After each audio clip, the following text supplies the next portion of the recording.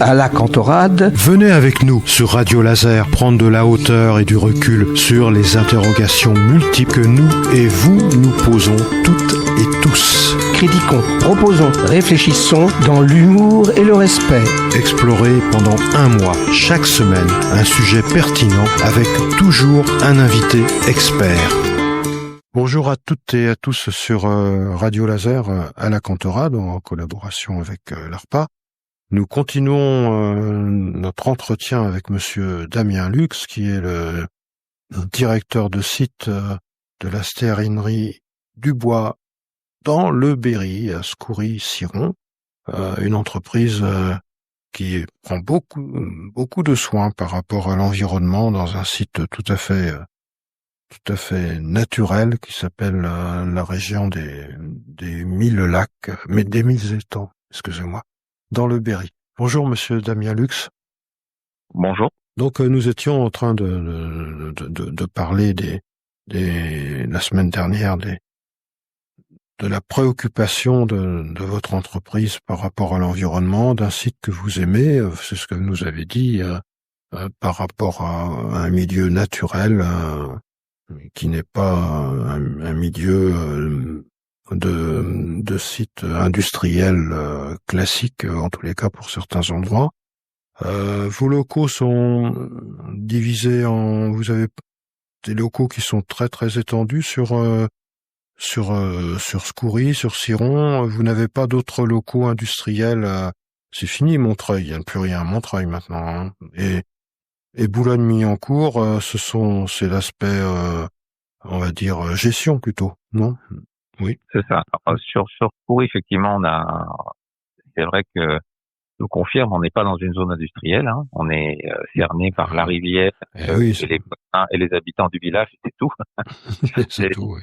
C'est un petit village, hein, Scoury. Combien il y a d'habitants? Une centaine? Oui. Oh, je sais pas, oui. Oh, 150 personnes. C'est assez petit. Et effectivement, on a deux sites qui sont de part et d'autre du village, à 900 mètres l'un de l'autre. Le site où on fait la production, qui est dans la rivière, il fait 3,5 hectares, mais il est très plein. Hein, il est bien plein, on peut plus mettre grand chose avec le temps, là, il est 1965. Ah oui. C'est sûr qu'il s'est bien rempli. Et l'autre site, il est plus récent, il a été acheté un petit peu après les années 2000, justement parce que il y avait plus de place sur le site le long de la rivière. Donc lui, il est surélevé, donc il y a maintenant un grand dépôt de 11 000 mètres carrés de stockage. Ah oui, un peu de la place, là. Oui.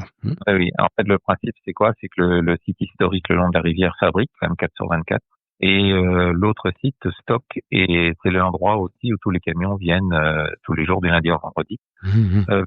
C'est nos marchandises qui vont un tiers en France, un tiers Europe, un tiers reste du monde, parce que les produits stériles de bois, il y en a partout. D'accord. Partout.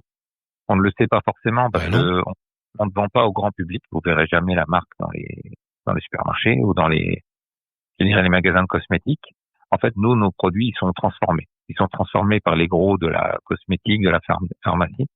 C'est une base neutre, gras, qui va un petit peu dans tous ces produits-là, quoi. Mais vous ne verrez pas la marque Stérinerie Dubois dans le gros commerce, et pourtant, à mon avis, vous et puis la majorité des auditeurs, ils ont tous eu contact avec nos produits un jour ou l'autre sans vraiment le savoir, quoi. D'accord. Et alors donc, on va y revenir peut-être, mais pendant qu'on y est, quand les différents esters que vous produisez, ils vont servir en cosmétique comme base, dans l'industrie chimique. Au niveau de la galénique, je sais pas, au niveau des peintures comme base également, est-ce que vous pouvez nous donner quelques exemples là-dessus? Alors, effectivement, oui. Nous, en fait, on fabrique des esters gras qui sont des bases neutres. Alors, c'est assez facile d'en trouver un peu partout. Par exemple, vous prenez une crème, si vous voulez, pour appliquer sur la peau. Hein. Nous, on a aujourd'hui on a un laboratoire de recherche et développement. Oui. Qui, comme vous l'aviez cité la semaine dernière, recherche des nouvelles molécules, mais on a un autre laboratoire qui, lui, est destiné à savoir comment formuler et appliquer nos produits. Parce qu'il est important que les clients de nos clients, pas les nôtres en direct, de dire, la crème qui est faite avec la base grasse de chez Dubois, sans savoir que ça vient de chez nous, mais elle soit onctueuse, elle pénètre bien, elle s'applique bien, vous voyez. c'est important le côté applicatif de nos corps gras. Et en fait, c'est là-dedans que les gros clients de la cosmétique, en fait, ils viennent mettre leur parfum, leur colorant, leur autre base grasse pour faire des formulations qui sont vendues dans les pharmacies et dans les grands commerces. Alors vous avez des commerciaux qui essayent, qui font la promotion, ou simplement il y a des revues spécialisées, je suppose, ou des publications qui sont fournies aux différents laboratoires pour les cosmétiques, pour l'industrie pharmaceutique, pour les peintures. Comment ça se passe? Comment l'information circule sur ce que vous produisez? Alors, on a quand même une très grosse force commerciale. Alors, elle n'est pas basée sur Scoury. C'est fait partie des services qui se trouvent à Boulogne-Billancourt. Donc, à Boulogne-Billancourt, effectivement, ce sont des bureaux qu'on loue, où se trouve la direction du groupe, le service commercial, tout le service commercial, oui. Les achats, le service réglementaire. Effectivement, on a une grosse équipe commerciale oui, et des relais dans le monde entier. C'est-à-dire qu'on a des gens qui vendent toutes les parties du monde, aussi bien à Shanghai, à Tunis. Vous voyez, on est partout. Un peu surprenant quand on se dit, tiens, les produits qui sortent, si vous voulez, de la forêt de la Brenne, la zone de la Brenne, la rose de la, mais c'est la réalité. Nos produits sont vendus dans le monde entier. Avec donc, c'est comme ça, si vous voulez, que nos commerciaux, ils vendent alors soit aux clients directement, soit à ce qu'on appelle des revendeurs. C'est-à-dire que vous avez des sociétés qui sont là pour acheter les produits, puis les revendre au cas par cas, en faisant notamment du reconditionnement ou des petites quantités à la fois. Donc ça s'appelle distributeur. Nous, la majorité de nos clients, c'est pas une grosse majorité, mais c'est une majorité quand même, ce sont des distributeurs de produits, donc qui sont connus de longue date. Oui. On a la chance, comme entreprise est bien établie, si vous voulez.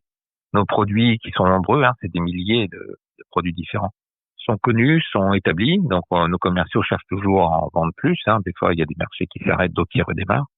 Et c'est ça qui fait qu'on vit, c'est qu'effectivement, on a une force commerciale importante qui va promouvoir la qualité de nos produits partout dans le monde.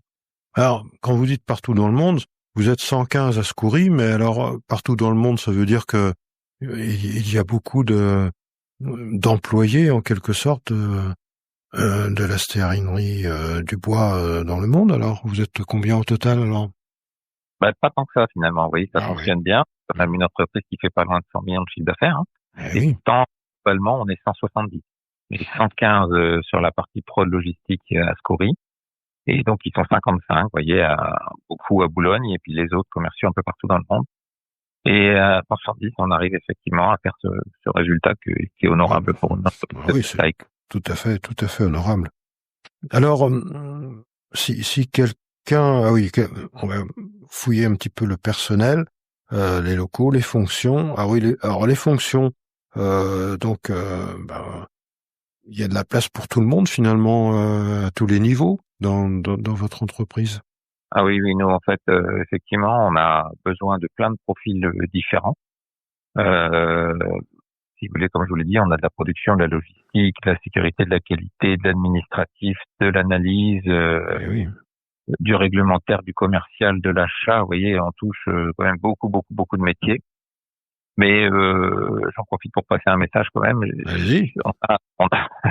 On a quand même une difficulté, vous voyez, le fait d'être un petit peu perdu au milieu du Berry. Le contexte est agréable, mais on est un petit peu comme tout le monde. On a du mal à trouver du personnel. On a du travail, l'entreprise marche bien, mais c'est difficile, très difficile de faire venir les gens ici. Pourtant, moi, pour avoir vécu dans plein de régions, je vous l'ai dit la semaine dernière, on y est bien, il n'y a aucun problème là-dessus. Et c'est très difficile de faire venir des compétences et des talents ici. Donc les gens ici qui travaillent à Scoury sont surtout des locaux. D'accord. Et c'est très difficile de faire venir du monde. Là, on cherche beaucoup de monde en production. Donc aujourd'hui, qu'on se le dise. Oui, beaucoup de monde en tant qu'opérateur de production chimie. J'ai encore une dizaine de CDI à pourvoir. Donc c'est beaucoup. 10 CDI. Oui. On est pourvoyeur d'emploi important. On a cette chance. Mais on a beaucoup de mal à trouver des gens compétents. Oui. Qu'est-ce qui freine le fait que ce soit isolé? Pourtant, c'est super, le Berry, enfin, cette région-là, et comme vous le disiez, la rivière, la nature et tout. Mais pourquoi les gens rechignent certains. C'est ça, c'est peut-être que ça soit isolé, ou bien il n'y a pas forcément non plus du travail pour la compagne ou le compagnon. Et tous les gens qui nous accompagnent pour arriver à recruter nous remontent la difficulté. C'est dommage, mais si vous voulez, on vit bien, on travaille bien ici, mais c'est difficile d'arriver à motiver des personnes pour venir travailler. C'est dommage. Ça, c'est dommage. Quelle est la moyenne d'âge dans votre entreprise? Ce sont des locaux, vous dites? Oui, on a beaucoup de gens qui sont nés dans les alentours de Châteauroux ou même d'ici. Hein. Donc globalement, on a une génération là qui va partir à la retraite dans 5 ans là, qui est assez nombreuse. Ah oui, donc là encore, il va falloir renouveler, bien sûr. C'est ça. On a un vrai challenge là pour 2030. Là. Et on aura encore besoin de gens motivés et puis qui ont envie d'apprendre. Bien sûr. Si vous voulez, on va avoir travaillé dans beaucoup de régions différentes. Quand je travaillais en Normandie, en Alsace, c'était des régions où j'arrivais à recruter. Ici, il a fallu que je change de stratégie parce que comme j'arrivais pas à trouver les compétences venues de loin, on a créé des postes, on a créé un poste notamment de formateur interne. C'est-à-dire que maintenant, donc vous formez à l'intérieur de l'entreprise, c'est ça? Voilà. Pour les opérateurs de production, ma stratégie, c'est quoi? C'est à partir du moment où le candidat, il est motivé, sérieux, que ça lui plaît, je lui donne les moyens de se former. Ça prendra le temps que ça prendra. C'est intéressant, très bien. De manière à qu'on le fidélise et que lui s'y retrouve et puis nous, l'entreprise s'y retrouve aussi parce qu'il faut arriver à fabriquer tous ces corps que le monde entier nous demande. Aujourd'hui, c'est pratiquement ma principale difficulté. Oui. Et donc, justement, on n'est pas obligé d'être chimiste. Alors, enfin, pour certains postes, en l'occurrence, vous allez former quelqu'un à la production qui il a quelques bases de chimie peut-être et peut-être pas si c'est quelqu'un du coin qui n'a pas fait nécessairement une licence de chimie ou ingénieur chimiste. Oui. Je vais peut-être vous surprendre, mais je dirais oui, aujourd'hui j'ai environ 45 personnes en production chimie de terrain. Hein. Je n'en ai aucun qui a été formé pour faire ce métier-là. Ah oui. Ça paraît surprenant, mais aujourd'hui, les gens qui sortent des écoles pour être opérateurs, de conduire des engins dans l'industrie chimique, ils sortent dans la région, on peut les trouver à Orléans, à Tours, etc., mais ils trouvent tout du travail sur place. Moi, aujourd'hui, j'ai abandonné l'idée. Quand j'étais, par exemple, je travaillais à La Rochelle, j'arrivais à les faire venir de Bordeaux ou Nantes. Ici, j'ai abandonné l'idée parce que c'est pas possible. J'y arrive pas. Oui, donc en fait, je dis, moi, ce que je veux, c'est qu'à partir du moment où la personne elle est sérieuse, motivée, elle apprendra son métier quand elle nous aura rejoint. J'ai pas d'autre fois. Maintenant, ça fonctionne. Hein. Il y a des opérateurs, des profils qui viennent de très très bons opérateurs de production. J'ai deux femmes maintenant. Ça s'est féminisé avec le travail qui fait. Ah oui, quelle est la proportion homme-femme dans votre entreprise? Majorité d'hommes? Jusqu'il y a encore, alors dans l'entreprise, on a quand même majorité d'hommes parce que la production était exclusivement masculine jusqu'à 2023. C'est plus le cas. Là, maintenant, il y a 2 femmes qui ont rejoint les équipes. Mais par exemple, il y a des secteurs qui sont beaucoup plus féminins, comme les appros, comme l'analyse, ça dépend. Mais globalement, je dirais, on est à 2/3, c'est plutôt des hommes dans l'entreprise. D'accord. Aujourd'hui. D'accord. Autre aspect également, donc vous avez un service recherche-développement. Recherche-développement, ce sont des personnes plus spécialisées en général, non? Oui. Et là, oui, ce sont tous d'un niveau technicien chimie, si vous voulez, au cadre pour les responsables. Donc là, on a effectivement une équipe qui est, je veux dire, opérationnelle sur Skouries. Et on a la chance d'avoir eu aussi, on va inaugurer là très prochainement des locaux complètement neufs. On a maintenant un bâtiment sur 2 étages et demi qui fait 600 mètres carrés de surface. Ah ouais, pas mal. Avec c'est vraiment un très très bel outil de travail dans lequel donc on pourra faire et le R&D, la recherche et développement, la mise au point d'une nouvelle synthèse, de nouvelles formules, et tout notre service de contrôle analytique, c'est-à-dire toute l'équipe d'analyse a déménagé. On a fait ça sur le 2e site, sur le site logistique où il y avait plus de place. Donc le déménagement s'est fait cet été. Maintenant les services analyse et R&D se trouvent dans le nouveau bâtiment tout neuf là sur le site numéro 2. D'accord.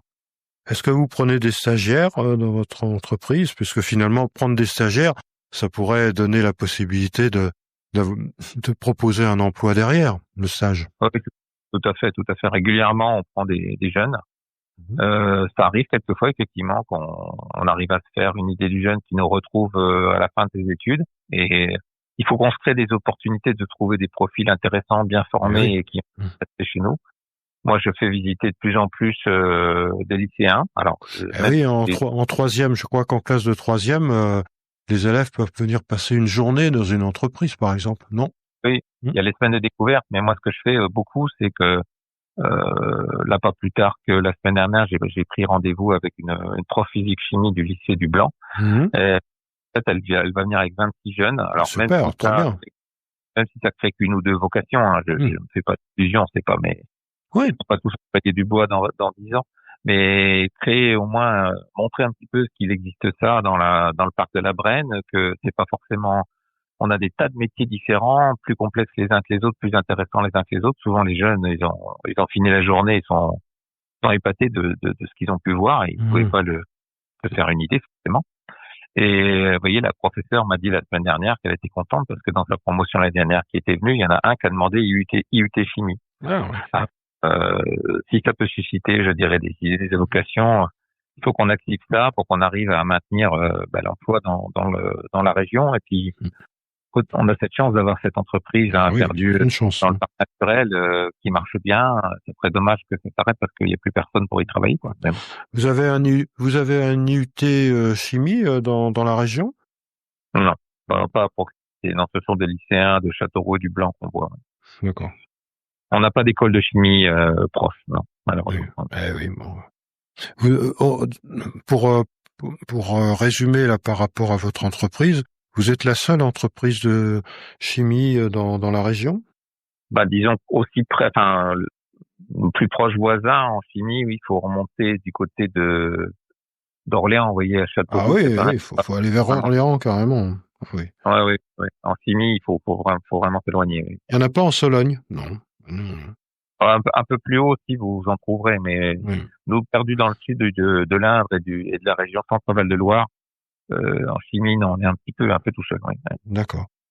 Ah oui, alors je voulais vous demander pour nos auditeurs, quand vous extrayez les molécules de base à partir des végétaux, je crois, non? Oui. Oui. Alors les alcools gras et les acides gras. Alors dans le passé, c'est vrai qu'il y avait encore, ils arrivaient à obtenir ça à partir de graisse animale, mais c'est fini depuis la période de la vache folle. Il n'y en a plus du tout. Oui, non plus plus de graisse animale, oui. Voilà, donc maintenant tout est d'origine soit pétrolière, il y a encore des d'origine pétrolière, ça on peut pas encore s'en passer, et soit végétale. Mais le pouvoir du végétal est en train de pousser énormément, même vis-à-vis de nos clients. Hein. Il pousse énormément. On fait ça depuis des années là, à substituer des esters gras et des alcools gras d'origine pétrolière par des origines végétales. On y arrive, ça existe. D'accord. Et ça fonctionne globalement bien. Je vais pas dire que c'est 100% du temps, mais je veux dire la grande majorité du temps, on arrive à utiliser des produits d'origine végétale. Alors quel type de végétaux, par exemple? Alors c'est tous les produits qui fabriquent de l'huile. Hein. D'accord. Peut-être les choses qu'on connaît de la région, hein, colza, maïs, ou des produits qui viennent de produits plus exotiques d'Asie. Voilà. Donc tous ces produits, ça peut. D'accord. Tout ça peut être fort gras, et chez nous, ça peut être des sources de matières premières pour fabriquer nos esters gras. Parce que, je suis pas un spécialiste du tout du pétrole ou de la chimie, mais le pétrole, finalement, au bout du compte, il vient des végétaux, quoi. Ah oui, tout à fait. Oui, on met toujours en vis-à-vis le pétrole avec je dirais, les origines purement végétales, mais effectivement, le pétrole est issu d'une dégradation de feuilles, de végétaux, sur des très très longues périodes. Hein. Mais effectivement, si on veut, effectivement, on peut dire que c'est d'origine végétale. Mais bon, aujourd'hui, les matières premières, les corps gras, peuvent être aussi qu'on fait venir. Ce sont des coupes de distillation du pétrole, ou alors des produits pétroliers transformés. On en a encore. Hein. Tout n'existe pas malheureusement dans la nature. Ayant eu des contacts avec l'industrie pharmaceutique, et ayant travaillé quand j'étais plus jeune, les esters que vous utilisez, c'est uniquement pour la galénique? Non? Pour le service galénique? Non, il y a Ça va absolument partout. Des applications. Dans l'industrie pharmaceutique, un peu partout, oui. Ah oui. En pharmacie, en fait, nous, c'est pareil. Ce sont, comme pour la cosmétique, ce sont des bases grasses neutres. D'accord. Nous, on ne fait pas de principe actif, c'est pas notre métier. Non, justement, c'est. Aucun de nos produits ne soigne. D'ailleurs, oui. Vous devez vérifier forcément qu'il n'y a aucune propriété active sur le vivant, des molécules que vous sortez, des esters que vous sortez. Nos produits sont neutres. Tout à fait neutres. Hein. Quand on dit neutre, c'est neutre. Hein, c'est ça. C'est neutre, oui. D'ailleurs, souvent, quand ils sont classés, ils sont pas classés des produits qui piquent ou qui sont dangereux. Souvent, ils ont un aspect qui est pas agréable, c'est la partie dangereuse pour l'environnement. Pourquoi? Parce que comme dans beaucoup de corps gras, si jamais, par exemple, vous aurez pendé des mètres cubes sur une pelouse, elle peut respirer et elle finit par mourir. Donc, en fait, le classement qu'on a souvent sur nos corps gras, c'est pas des produits dangereux, par contre, on peut pas les étaler sur une pelouse, donc ils sont dangereux pour l'environnement. Voilà. D'accord.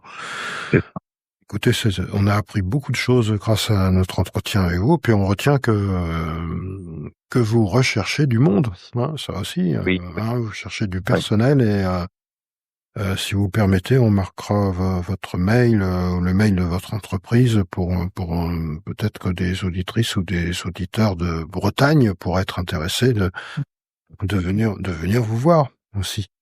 Alors, vous savez que quand on a un invité, Monsieur Lux, on lui propose, d'envoyer un message à nos auditrices et nos auditeurs, aux jeunes, aux moins jeunes, à qui vous voulez, et un message qui peut être en relation avec ce que vous faites et que vous faites bien de par tout ce que l'on a entendu là, ou autre chose. Vous avez carte blanche et vous avez à peu près 30 secondes, si vous voulez, pour délivrer un message à nos auditrices et nos auditeurs avant que l'on se quitte.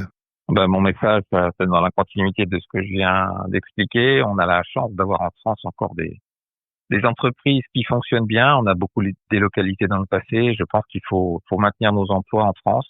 On a une jolie entreprise perdue au milieu de la France, dans un contexte naturel. On y vit bien, et donc j'invite le maximum de personnes, je dirais, à rejoindre le Berry et pourquoi pas rejoindre la Stérinerie du Bois. C'est une belle opportunité professionnelle et puis un cadre de vie est plus agréable également. Et voilà, donc merci beaucoup, Monsieur Lux. Donc, vous voyez, il y a des belles choses dans le Berry et il y a du travail aussi dans le Berry, en tout cas là, en relation avec la chimie, et ça, c'est de l'espoir pour l'avenir, tout court, l'avenir tout court, mais pas seulement dans le cadre de cette industrie, mais voir qu'il y a des belles entreprises comme ça qui se développent et qui respectent l'environnement et qui font des belles choses. Nous vous remercions beaucoup, Monsieur Damien Lux, pour votre temps que vous avez consacré à cet entretien, et nous, si vous permettez, nous mettrons donc vos références pour ceux qui voudraient visiter non seulement le Berry, mais aussi votre entreprise, ou prendre contact en tout cas avec vous. Merci beaucoup, Monsieur Damien Lux, et on vous souhaite beaucoup de succès dans un cadre verdoyant, avec une belle rivière qui s'appelle la Creuse, et de beaux étangs. Il y en a à peu près 1000 qui sont autour du parc naturel de la Brenne. Merci beaucoup, Monsieur Damien Lux. C'est moi qui vous remercie, et puis effectivement, je serais ravi d'avoir des contacts de Bretagne. C'est avec plaisir que j'y répondrai. Avec grand plaisir. Chères auditrices et auditeurs, on vous souhaite un bon week-end, et surtout prenez soin de vous et de votre environnement également. Au revoir.